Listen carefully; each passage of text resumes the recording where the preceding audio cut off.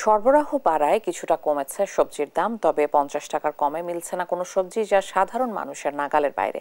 বিস্তারিত জানাবেন মানিকগঞ্জ থেকে সহকর্মী আব্দুল আলিম।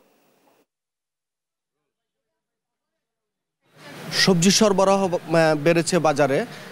সরবরাহ বাড়লেও কিছুটা দাম কমলেও কিন্তু বাজার কিন্তু এখনও চড়া। নিম্নবিত্ত এবং মধ্যবিত্ত পরিবার এবং খেটে খাওয়া মানুষের নাগালের বাইরেই রয়েছে সবজির বাজার। তো সাধারণ ক্রেতারা যেটি বলছেন যে বাজারে গত সপ্তাহে যে সবজির দাম ছিল 100 টাকা, আজ বিক্রি হচ্ছে 80 থেকে 90 টাকা। তো কিছু কিছু সবজিতে প্রকারভেদে 10 থেকে 20 টাকা কমেছে। তো আজ বাজারে যাচ্ছে করলা যাচ্ছে 60 টাকা, পটল যাচ্ছে 50 টাকা, বেগুন 60 টাকা, আলু 60 টাকা, পেঁয়াজ 100 টাকা, আদা 280 টাকা এবং রসুন 190 টাকা। তো সব মিলিয়ে বলা যায় যে গত সপ্তাহের চাইতে কিছুটা বাজার দাম কমেছে।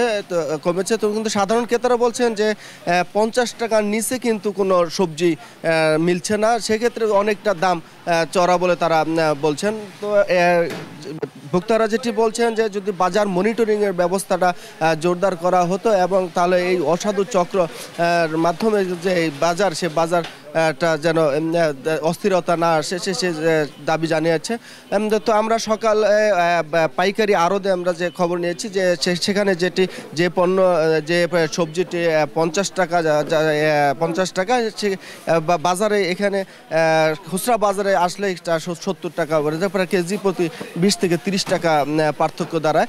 তো এই অবস্থায় সাধারণ যে নিম্নবিত্ত এবং মধ্যবিত্ত পরিবারের কিন্তু বাজারে আসলে অনেকটাই হিমশিম খেতে হচ্ছে এবং তারা যেটি বলছেন যে আয়ের চাইতে ব্যয়ের পরিমাণটা বেশি, যে কারণে তাদের সংসার চালানোই দায় হয়ে পড়েছে।